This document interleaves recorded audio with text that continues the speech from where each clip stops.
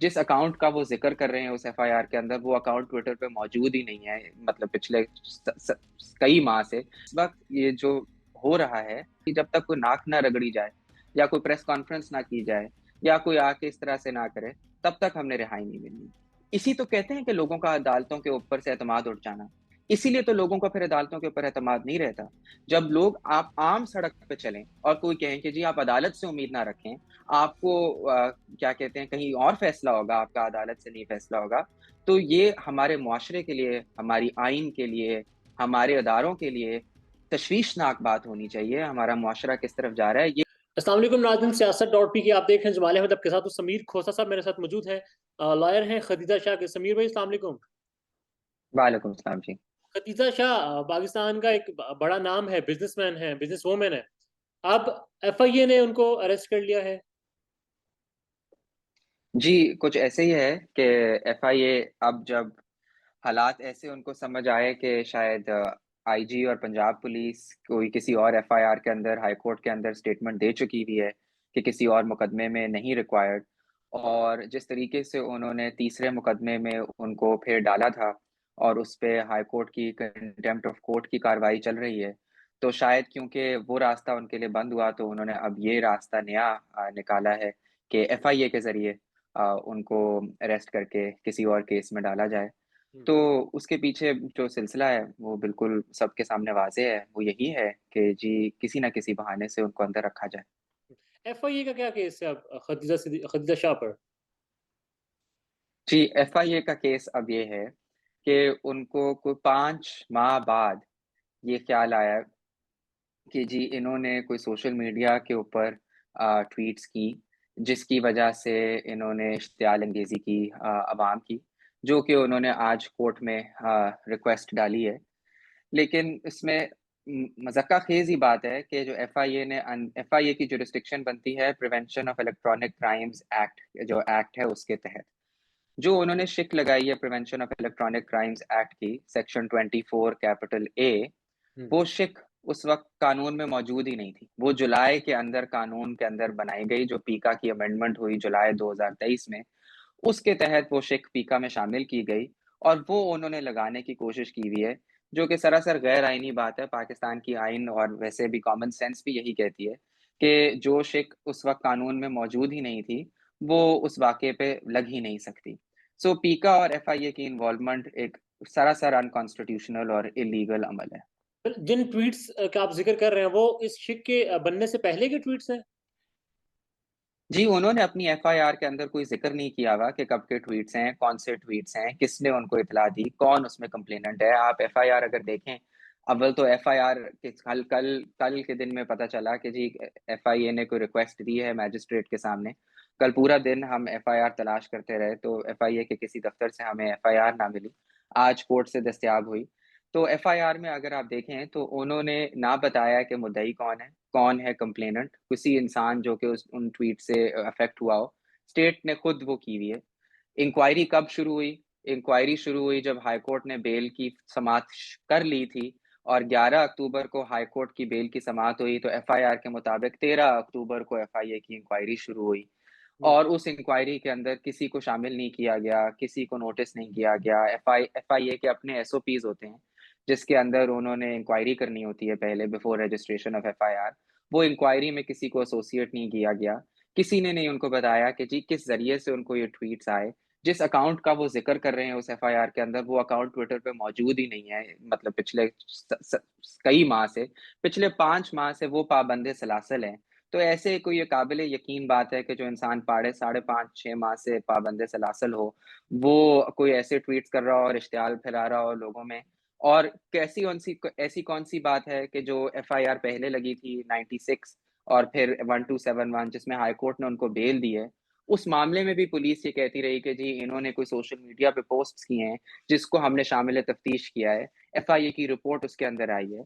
वो बाकायदा high court के सामने उन्होंने उसको अपने तफ्तीश का शामिल करके हाई कोर्ट के सामने रखा। उसके बावजूद उनको बेल मिली। हाई कोर्ट का अगर आप ऑर्डर देखेंगे तो उस ऑर्डर के अंदर पूरा एक सेक्शन है जो कि वो कहती भी है कि जी जो-जो ट्वीट्स हैं ये अभी तक पुलिस ने एफआईए से और ट्विटर से वेरीफाई नहीं कराए हुए।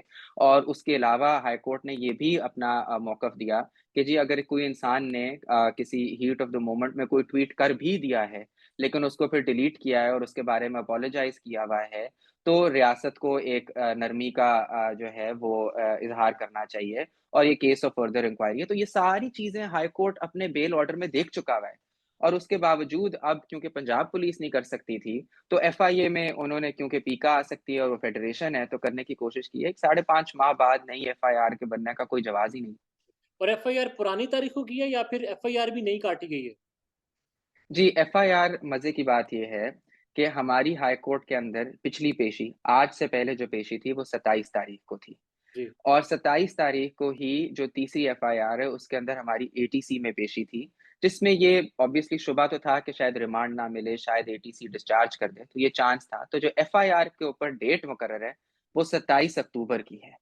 तो 27 अक्टूबर को उन्होंने उस दिन के लिए एफआईआर तैयार करके रखी हुई थी कि जी खैर अगर कोई इस तरह का मामला हुआ तो उस एफआईआर के अंदर रख लेंगे। फिर उन्होंने 5-6 दिन उसको छुपा के रखा और जब दोबारा लगा के बेल होने लगी है तो अब उसके अंदर मैजिस्ट्रेट के सामने उसमें रिक्वेस्ट और गिरफ्तारी डाल दी। मतलब एक शख्स जो कि 5 महीने से कैद है, उसके खिलाफ एफआईए ने सोशल मीडिया पर कुछ लिखने की एक एफआईआर काटी, वो काटी भी 5 महीने कैद, जब वो उनकी कैद में ही है, राइट? जी, जिस शिक का उन्होंने इश्तियाक किया जो एफआईआर के अंदर जो शिक लगाई है, हुँ, वो शिक ही जुलाई में आई है। अब जुलाई के अंदर वो वैसी जेल में थीं, हाँ, तो जो शिक लगाई है, उससे पहले का तो कोई वक़्वा हो नहीं सकता ना और अगर उससे पहले का वक़्वा है, वो उस पे लग ही नहीं सकती शिक। जो देखें, एक कानून का बेसिक तकाज़ा ये है कि आपने जिस दिन जो काम किया है, वो उस दिन या जुर्म होना चाहिए या नहीं जुर्म होना चाहिए। आप बिल्कुल। ये नहीं कर सकते कि आपने आज एक नया कानून बनाया और कहा कि आपसे 3 महीने पहले आपने जो किया था, वो आज के कानून में जुर्म है, लिहाज़ा हम आपको प्रोसिक्यूट करें। तो मैजिस्ट्रेट ने आज हमारी इसी ही आर्गुमेंट के ऊपर वो वाली शिक फीका की उन्होंने और कहा है कि जी आपकी एफआईआर में नहीं लग सकती, उसको निकाल दिया एफआईआर से। जुडिशियल कर दिया। इसमें तो यही बात समझ आती है कि बस रिहाई नहीं होने देनी। जिस तरह हमने देखा सनम जावेद खान है, कितनी बार उनको बेल मिली, फिर वो अरेस्ट हो गईं। दीगर और लोग हैं, ये भी वर्कर्स ही हैं, ये भी सोशल एक्टिविस्ट ही हैं। तो रिहाई तो फिर इस तरह मुश्किल लग रही है। क्या लगता है आपको? देखें, बहुत सारे लोग हैं, कई लोग एक्टिविस्ट अब खतीजा जो है वो बज़ाते खुद पीटीआई की कोई मेंबर नहीं है। लेकिन बात ये है कि इस वक़्त ये जो हो रहा है, वो सिर्फ़ इस बुनियाद पे नहीं हो रहा कि आप पीटीआई के मेंबर हैं या आप पीटीआई के सपोर्टर हैं। आई थिंक ये इस बुनियाद पे हो रहा है कि जब तक या आप अगर और लोगों के इंटरव्यूज़ देखें या जो लोग बात करते हैं, वो यही बात करते हैं कि जी जब तक कोई नाक ना रगड़ी जाए या कोई प्रेस कॉन्फ्रेंस ना की जाए या कोई आके इस तरह से ना करे, तब तक हमने रिहाई नहीं मिलनी। तो बात ये फिर लाक़ानूनियत पे आ जाती है। ये आप एक किसी इंसान से तकाज़ा नहीं रख सकते कि वो जब तक उन्होंने अपनी बेगुनाही साबित करनी हो, तो वो कानून का सामना करें। वो जाके अपनी बेगुनाही अदालत में दें और वो अपनी जो है बेल जो है वो अदालत से लें और अदालत के सामने अपनी बेगुनाही का सबूत दें और वो सब कुछ करें। वहाँ पे उनके लिए तकाज़ा ये है कि आपने अदालत से ऑर्डर लेना है। हुँ, तो वही तकाज़ा रियासत के ऊपर भी होना चाहिए कि जब अदालत किसी ऑर्डर के तहत रिहाई दे या अदालत कोई हुक्म दे या अदालत के सामने रियासत के कोई जो ऑफिसर्स हैं वो स्टेटमेंट दें, तो उनकी भी वही क्या कहते हैं रिस्पेक्ट होनी चाहिए और वही उनकी इज़्ज़त होनी चाहिए और उन अदालती अहकामात को भी उतना ही मोतबर समझा जाना चाहिए और उन पे अमल दरामद होना चाहिए। क्योंकि आप ये नहीं कह सकते इंसान को कि जी जब तक कानून आपके खिलाफ है, तो आप कानून का सामना करें और जब कानून आपके हक में हो जाएगा, तो फिर आप लाकानूनियत का सामना करें। तो ये तो फिर गैर आइनी बिल्कुल एक गैर आइनी, बेआइन किस्म की सूरत-ए-हाल हो गई ना। आपने भी जिस तरह से कहा कि नाक रगड़वानी है, प्रेस कॉन्फ्रेंस करवानी है, पार्टी छुड़वानी है या जो भी चीज़ें इंटरव्यूज़ हमने देखा।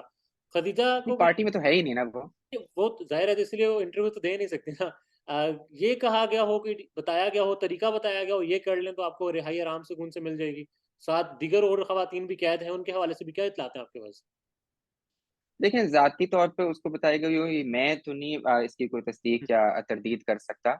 लेकिन ये मैं ज़रूर कह सकता हूँ कि जिस तरह आप अभी मुझसे तकाज़ा कर रहे हैं, अब तो पाकिस्तान में ये आम-सी बात है, जहाँ जाएँ कोई ना कोई कहता है कि जी आपसे ये बात नहीं हुई, आपको ये चांस नहीं दिया। तो हुँ, मुझे लगता है कि कितनी कितनी वैसे अफ़सोसनाक बात है कि हमारे कानून के निज़ाम में होते हुए, हमारी अदालतों के होते हुए, इसी तो कहते हैं कि लोगों का अदालतों के ऊपर से एतमाद उठ जाना। इसीलिए तो लोगों का फिर अदालतों के ऊपर एतमाद नहीं रहता। जब लोग आप आम सड़क पे चलें और कोई कहे कि जी आप अदालत से उम्मीद ना रखें, आपको क्या कहते हैं कहीं और फैसला होगा, आपका अदालत से नहीं फैसला होगा, तो ये हमारे मुआशरे के लिए, हमारी आइन के लिए, हमारे अदारों के लिए तशवीशनाक बात होनी चाहिए। हमारा मुआशरा किस तरफ जा रहा है, ये बतौर मुआशरा हमारे लिए एक बहुत ही बाइसे तशवीश माहौल है, जिसके ऊपर हमें फ़िक्र करने की ज़रूरत है कि हम किस तरफ चीज़ों को लेके जा रहे हैं और किस तरफ मुआशरे को लेके जा रहे हैं। आगे भी बढ़ना है हमने, हुँ। हमने इसी मुल्क को आगे लेके चलना है। खदीजा खुद क्या कह रही हैं? एक वीडियो पैगाम तो उनका पहले भी आया था जब वो सारा लिख रही थी, अपॉलॉजी लिख रही थी। अब वो क्या कह रही हैं? देखें, उनका मौक़िफ़ पहले दिन से ये रहा है कि जो लोग मुलव्विस रहे हैं 9 मई के वाक़यात में, ज़ाहिर-सी बात है कोई तोड़-फोड़ हुई, बिल्डिंग्स को जलाया गया।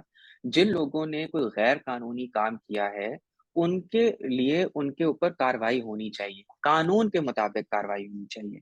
लेकिन इस कानूनी अमल को एक सियासी या इंतकामी कार्रवाई का हिस्सा नहीं बनाना चाहिए।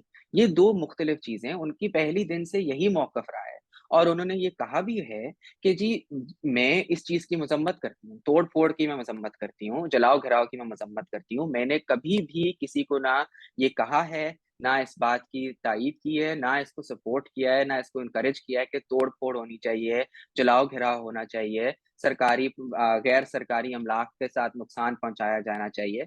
उन्होंने क्या कहा है? उन्होंने कहा है कि जी मैं बतौर एक शहरी बहुत अरसा पहले भी एहतजाज करती आई हूँ। मैंने एक सियासी अपना हक जो है एहतजाज का एक्सरसाइज़ किया, पहले भी किया। मुझे तो नहीं पहले से इल्हाम होना कि जी इस एहतजाज के ऊपर तोड़-फोड़ हो सकती है या ये हो सकता है। ये कोई पहले से जिस इंसान ने पहले कितनी दफ़ा एहतजाज किया और वो सारे एहतजाज जो हैं पुरअमन रहे हों, तो उनको पहले से इस तरह से इल्हाम तो नहीं होगा। उन्होंने एहतजाज का हक इस्तेमाल करने की कोशिश की, लेकिन उनका तो गैर कानूनी अमल से, तोड़-फोड़ से ना कोई उसके अंदर उनका कोई किरदार था और ना ही उन्होंने किसी को एनकरेज किया ये किरदार करने के लिए। लेकिन उनको इस बात की सज़ा नहीं देनी चाहिए कि जी आप हमें नापसंद हैं या आपने हमसे इंतकामी कोई कार्रवाई हमने आपसे कोई इंतकामी कार्रवाई की या हमने आपके ज़रिए लोगों को पैगाम पहुँचाना है या हमने लोगों को डिमोरलाइज़ करना है ये दिखा के कि हम आपको भी रिहाई नहीं मिल सकती या हमने किसी और को पैगाम दिखाना है कि जी ये बातें सारी गलत हैं, ये सारी गैर कानूनी बात है। समीर लास्ट में बस ये बता दें क्या कंडीशंस हैं? जेल में क्या हालात हैं? खदीजा हैं, दीगर ख़वातीन वहाँ पर हैं। देखिए जी, खतीजा की हद तक मैं आपको ये बता सकता हूँ कि उनको जिस तरह से ये पुलिस वाले एहलकार कहते हैं कि इन्होंने को अलग बैरक्स बनाए हुए हैं, खतीजा उन बैरक में नहीं है। हुँ, वो हार्डन्ड क्रिमिनल के साथ, कन्विक्टेड लोगों के साथ एक ओवरफ्लोइंग बैरक में है, जहाँ में 60 से 70 से ज़ायद जो हैं खवातीन हैं। तकरीबन 60-70 खवातीन हैं, ठीक है? वहाँ के को हालात और ये जो कहते हैं कि हमने जनरेटर लगा दो, वहीं कई घंटे जो हैं पूरी गर्मियाँ गुज़री हैं, वहाँ पे बिजली के बगैर वो रह गए। उन्होंने शुरू में इंकशाफ भी किया कि जो पुलिस का बर्ताव था, तो वो बहुत मुहज़्ज़ब उनकी तरफ नहीं था। तो जेल में कोई हालात और उनकी चीज़ें कभी जो फैमिली पहुँचाना चाहती है, वो नहीं पहुँचती जेल में। सो देखिए, जेल में कभी भी हालात आसान नहीं होते, है तो जेल ही। लेकिन जो गैर कानूनी अमल ये हो रहा है, वो ये हो रहा है कि एक अंडर ट्रायल प्रिज़नर को कन्विक्टेड प्रिज़नर्स के साथ रखने की इजाज़त नहीं है। उन्होंने रखी भी है, लेकिन बात वही है कि एक इंसान एडजस्ट हो जाता है, तो वो थोड़ी-सी तो अब जहाँ पे हैं, उसी सिचुएशन में हैं कुछ अरसे से। वेल लेकिन हमें उसके बारे में बेहिस नहीं हो जाना चाहिए। या बेहिस बिल्कुल नहीं होना चाहिए एंड वी होप कि जस्टिस प्रिवेल करे। आईनो कानून है हमारे मुल्क में और उसके मुताबिक ही फैसले हों और वो नज़र भी आएँ। सर, मैं सिर्फ़ ये बात कर दूँ अगर आपने जो बात एंड में की है, कि जी कानून हमारे मुल्क में है और माशाल्लाह से वो लोग भी हैं और वो इदारे भी हैं जो कानून के मुताबिक ऑर्डर भी कर देते हैं, हुँ, जिस तरह के हमें रिहाई मिली। लेकिन उन ऑर्डर्स के, उन कानूनी अदारों के, उनके ऑर्डर्स के ऊपर अमल करना बड़ा ज़रूरी है। ये जो लाकानूनियत का समा है, ये अभी ये लोग हैं इसके अंदर बट ये बायस तशवीश एक समा है और हमें उसके ऊपर गौर व फ़िक्र करनी चाहिए कि हमारा मुआशरा किस तरफ जा रहा है। पाकिस्तान में इस वक्त सबसे बड़ा मसला बोलने का है। पाकिस्तान में बोलने नहीं दिया जाता, जुबानें खींच ली जाती हैं, डर है, खौफ है, टेरर है।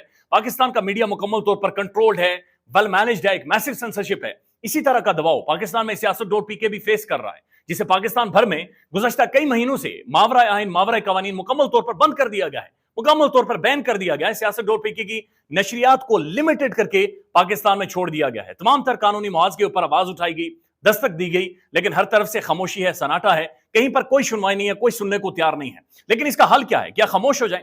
क्या सवाल ना करें? क्या मालूमात आप तक ना पहुंचाएं? क्या इंफॉर्मेशन आप तक ना पहुंचाएं? मालूमात भी पहुंचेगी, इंफॉर्मेशन भी पहुंचेगी, सवालात भी उठेंगे, लेकिन अब आपने रोल प्ले करना है, आपने अपना किरदार अदा करना है। और छोटा सा एक प्रोसीजर है, प्रोसेस है, उसके बाद आप अपना किरदार अदा करें और हमारी मदद करें। पहले आपने यह करना है कि हमारे YouTube चैनल को सब्सक्राइब करना है, उसके बाद ज्वाइन के बटन के ऊपर जाना है, क्लिक करके हमारा मेंबर बनना है।